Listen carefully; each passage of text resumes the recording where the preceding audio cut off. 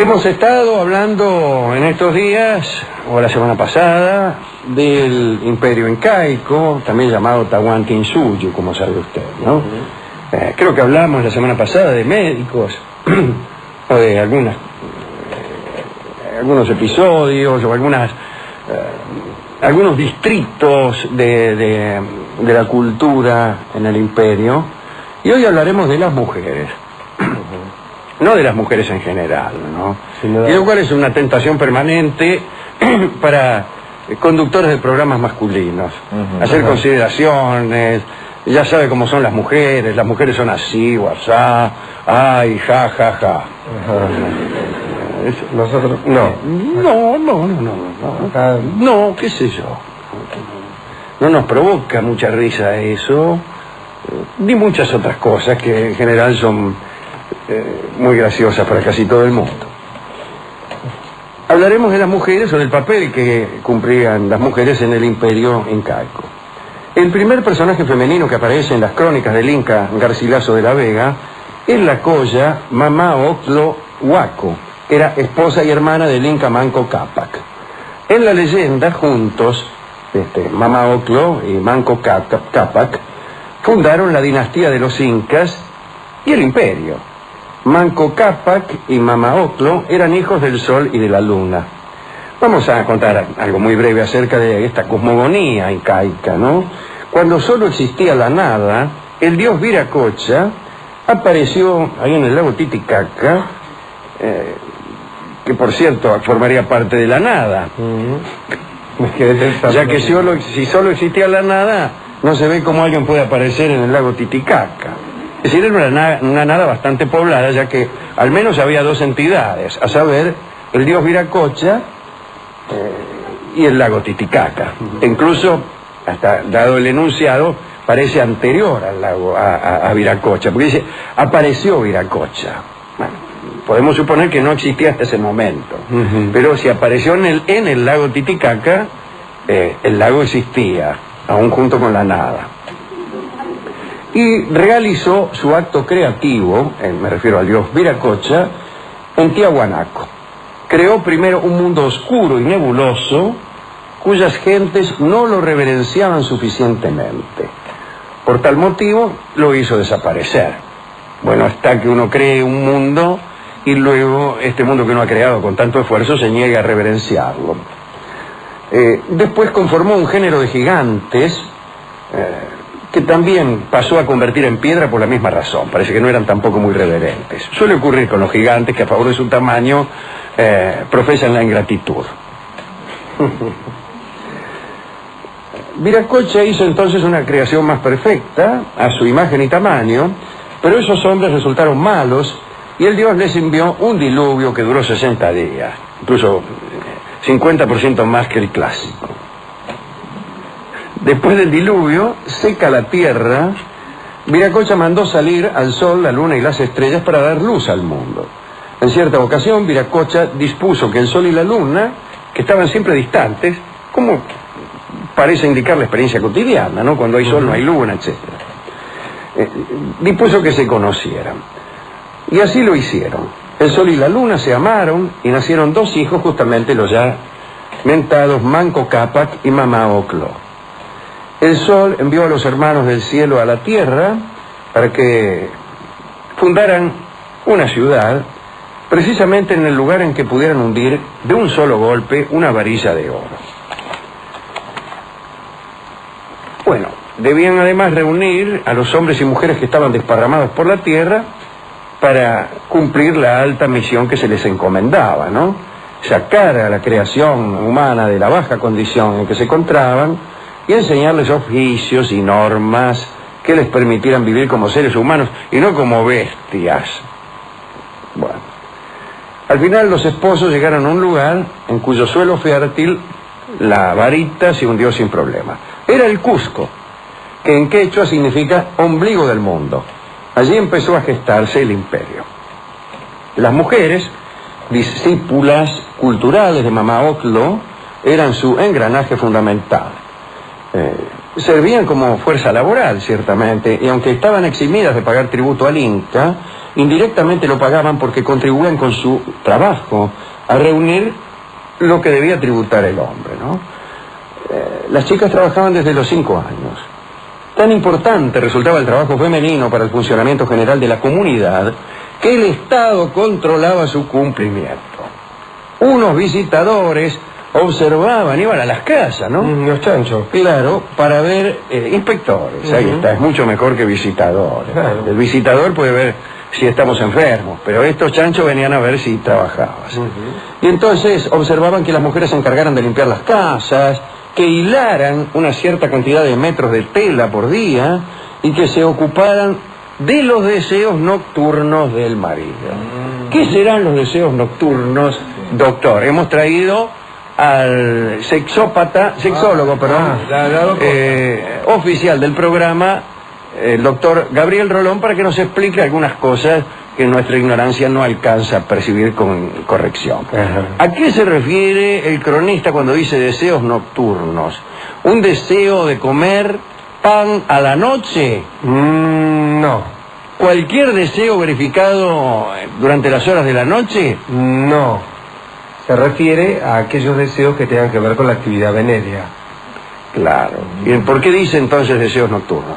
Porque en aquella y en otras civilizaciones la gente tenía por costumbre hacerlo de noche. Ajá. Por discreción. Sí, a favor de esa oscuridad. A favor de la oscuridad, en algún caso por asco.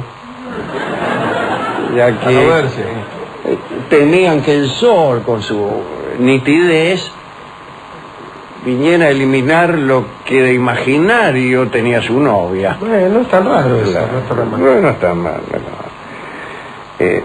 Más allá de estas exigencias, las mujeres se daban tiempo para las coqueterías. Una de ellas, no una mujer, sino una coquetería, consistía en tener el cabello renegrido. La palabra renegrido siempre me ha producido una cierta inquietud. Sí. Ajá. En mi barrio jamás se utilizaba renegrido para aplicarlo al cabello. Ajá. Generalmente cuando se hablaba de algo renegrido era ante un enemigo. Bien, en todo caso, para obtener esta propiedad, practicaban una maniobra muy peligrosa. Cuando los pelos se les ponían castaños, Sí. Así ese color rojo sadaic,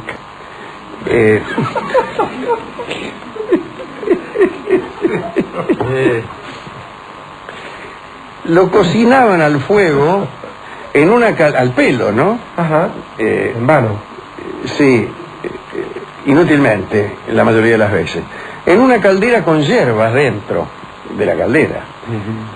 Parece que la India se ponía de espaldas, le ponían una tela en el cogote para que el fuego no la quemara y procuraban que el agua hirviendo no llegase a cocinar las carnes, ¿no? Entonces ahí como podían, estaban tardes enteras y después sacaban el pelo más negro y más lustroso que las plumas de un cuervo recién mudadas. Bueno, tanto como esto y mucho más puede el deseo de hermosura, nos dice el Inca Garcilaso. Había en Cusco determinadas mujeres a las que desde la infancia les estaba negado el derecho de una vida normal, por decirlo así, por una disposición del culto instituida por Manco Cápac. Eran las enclaustradas en la Atla Huasi, o Casa de las Vírgenes del Sol. La reclusión estaba dedicada a la divinidad solar y era precisamente al sol a quien se les rendía este tributo de virginidad. Las muchachas no podían hacer otra cosa que quedarse en esa especie de cárcel dorada y allí permanecían encerradas hasta el fin de sus días, sin posibilidad alguna de cambiar su suerte.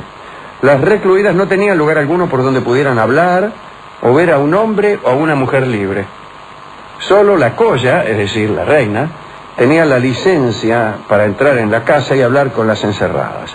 Esta visita era el único contacto humano directo con el mundo exterior que les estaba permitido. En la Atla Huasi de Cusco jamás entraban varones. Las elegidas lo habían sido por su linaje o por su hermosura. Debían ser vírgenes y para asegurarse de ello las recluían cuando todavía no habían cumplido los 8 años. Los funcionarios recorrían el imperio para encontrar a las más bellas. Solo 2 entradas tenía la Atla Huasi. Una, la principal, era la puerta que se abría solo para la reina y para recibir a otras que entraban en el encierro, ¿no? Y después había una puerta de servicio que estaba custodiada por 20 porteras, cuya función era llevar y traer lo que se necesitase en la casa. Estas porteras no podían pasar la puerta de servicio, y si lo hacían, la pena era la muerte. Garcilaso relató, sin embargo, un hermoso detalle que mantenía a estas muchachas despiertas durante muchas noches. Los incas tenían flautas de 4 o 5 puntos, y a las vírgenes del sol dedicaban sus cantares, compuestos en verso medido, los cuales por la mayor parte eran de pasiones amorosas, ya de placer, ya de pesar, ya del misterio de aquellas damas. O sea, oían a través de las paredes, supongo yo, como a alguno le tocaba la flauta. Existían también lo que los españoles llamaron casas de elegidas para el Inca, que eran otra cosa, Esto era distinto a lo de la casa del Cusco. A esas casas entraban vírgenes, pero vírgenes que iban a dejar de serlo. Allí se hacía una reserva de doncellas de las que el Inca podía disponer a voluntad. Cuando él las pedía, bueno, sacaban las más hermosas para llevárselas y pasaban a ser sus concubinas.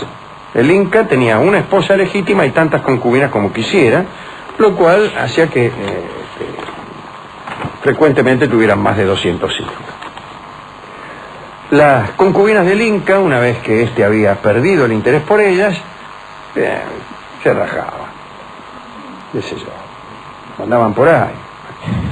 Algunas quedaban como criadas en la casa del Inca o al servicio de la esposa legítima, después se jubilaban y les daban una gratificación o una casa y la servían con gran veneración. Garcilaso cuenta que en ciertos casos, al morir el Inca, estas mujeres se mataban y se dejaban enterrar junto a los criados más favorecidos y a las mujeres más queridas, que deseaban continuar sirviendo a su dueño en el más allá. No como en la India, que había una obligación de hacerlo, sino que esto era a voluntad. Si usted quiere hacerse enterrar con el Inca, es voluntario, no tiene ninguna obligación de hacerlo. Gracias.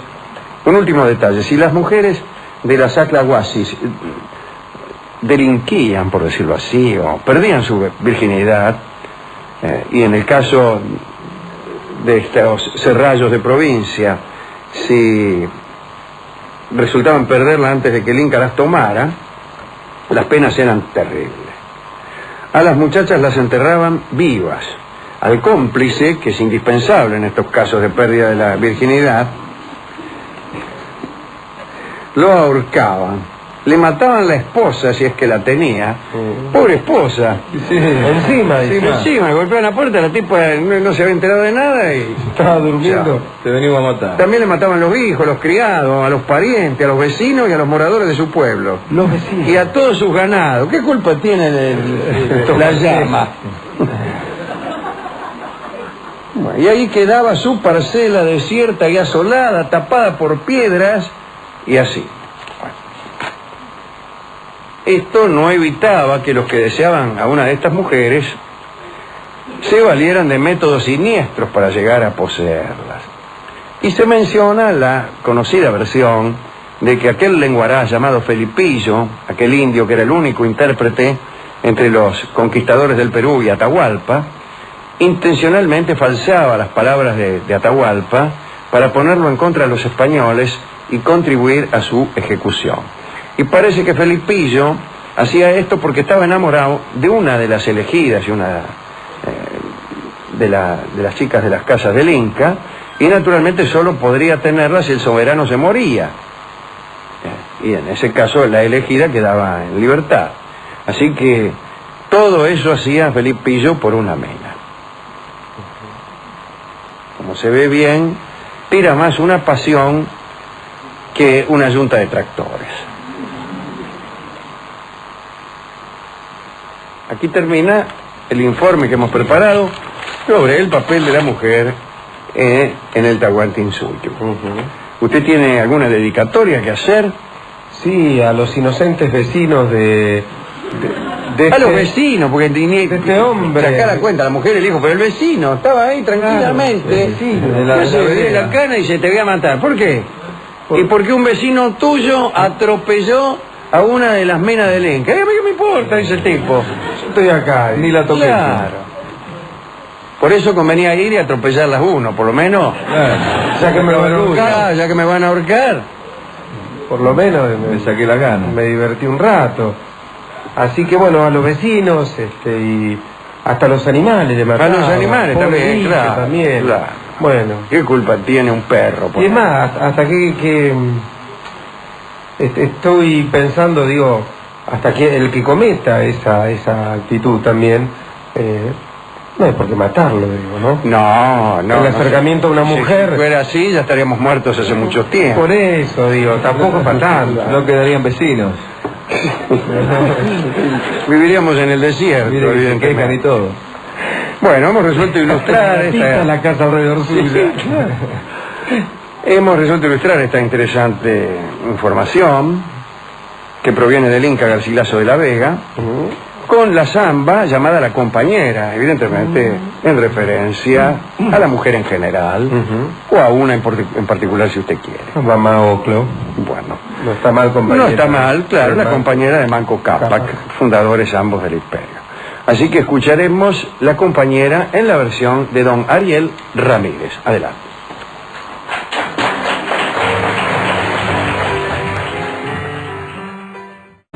Y lo cual es una tentación permanente para conductores de programas masculinos. Hacer consideraciones, ya sabe cómo son las mujeres son así, guasá, ay, ja, ja, ja. Nosotros, no. No, qué sé yo. No nos provoca mucha risa eso, ni muchas otras cosas que en general son muy graciosas para casi todo el mundo. Hablaremos de las mujeres o del papel que cumplían las mujeres en el imperio incaico. El primer personaje femenino que aparece en las crónicas del Inca Garcilaso de la Vega es la colla Mamá Oclo Huaco. Era esposa y hermana del Inca Manco Cápac. En la leyenda, juntos, Mamá Oclo y Manco Cápac fundaron la dinastía de los Incas y el imperio. Manco Cápac y Mamá Oclo eran hijos del sol y de la luna. Vamos a contar algo muy breve acerca de esta cosmogonía incaica, ¿no? Cuando solo existía la nada, el dios Viracocha apareció ahí en el lago Titicaca, que por cierto formaría parte de la nada. Ya que si solo existía la nada, no se ve cómo alguien puede aparecer en el lago Titicaca. Es decir, era una nada bastante poblada, ya que al menos había dos entidades. Hemos estado hablando en estos días, o la semana pasada, del imperio incaico, también llamado Tahuantinsuyo, como sabe usted, ¿no? Creo que hablamos la semana pasada de médicos, o de algunos episodios, o algunos distritos de la cultura en el imperio. Y hoy hablaremos de las mujeres, no de las mujeres en general, a saber, el dios Viracocha y el lago Titicaca. Incluso, hasta dado el enunciado, parece anterior al lago, a Viracocha, porque dice, apareció Viracocha. Bueno, podemos suponer que no existía hasta ese momento, pero si apareció en el lago Titicaca, el lago existía, aún junto con la nada. Y realizó su acto creativo, me refiero al dios Viracocha,